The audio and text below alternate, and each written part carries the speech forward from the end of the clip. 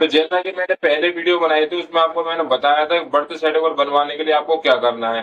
तो इस वीडियो में आपको मैं जानकारी देने वाला हूँ, जो डॉक्यूमेंट आपके पास आते हैं तहसील से बन के, वकील से आप जो डॉक्यूमेंट बनाते हो वो आपके पास आते हैं, तो उसमें क्या क्या मेंशन होता है।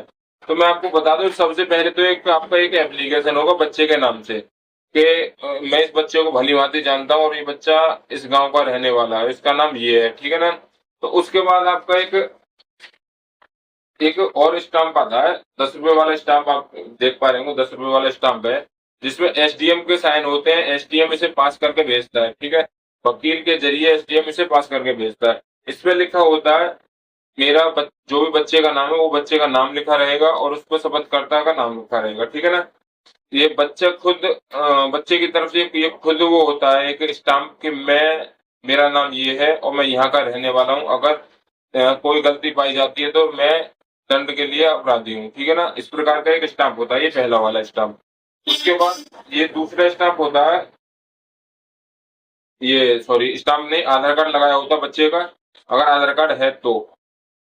और उसकी मार्कशीट लगाई होती है 10वीं क्लास की। उसके पिताजी का आधार कार्ड लगाया होता है। उसके बाद फिर एक और स्टाम्प आ जाता है, जो कि ये स्टाम्प लगाने के लिए आपको ये स्टाम्प में पूछा जाता है आपसे।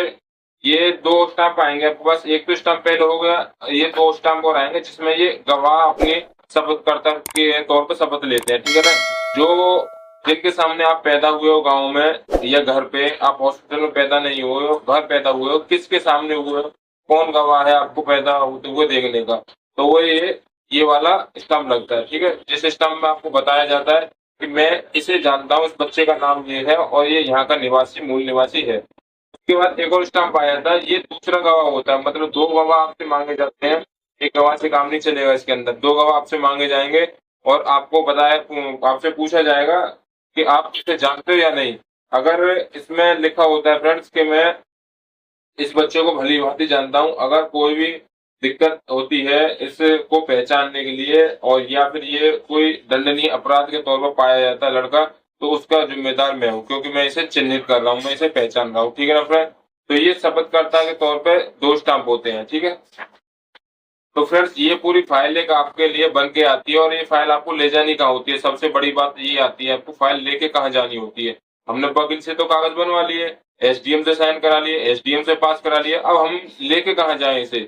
तो लेके कहाँ जाए मैं आपको बता देता हूँ। आपका जो ब्लॉक लगता है, ब्लॉक जो आपका लगता है, आपको ये वहां लेके जाने हैं और वहां जानकारी करनी है कि आपके गांव का सेक्रेटरी कौन है, यानी कि आपके गांव का सेक्रेटरी कौन है, वो आप तलाश करेंगे। तलाश करने के बाद सेक्रेटरी के पास जाएंगे और सेक्रेटरी से बोलेंगे सर मैंने अपना बर्थ सर्टिफिकेट बनवाने के लिए एसडीएम से पास कराए हैं ये कागज, और वकील से मैंने ये कागज बनवाए हैं और आप इसे पास करके मेरा बर्थ सर्टिफिकेट बनवाने की कृपा करें।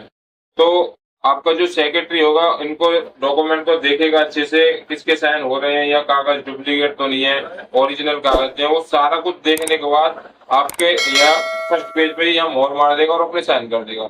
आपका बर्थ सर्टिफिकेट बनने के लिए तैयार हो जाएगा। फिर को आपसे दोबारा से इसे तहसील लेके जाना है, तहसील वकील को देना, वकील को देने के बाद वकील आपका बर्थ सर्टिफिकेट पास कर देगा और ब्लॉक में आपके सेक्रेटरी भी पास कर देंगे, एसडीएम भी पास कर देंगे, तो आपका बर्थ सर्टिफिकेट बन जाएगा एकदम।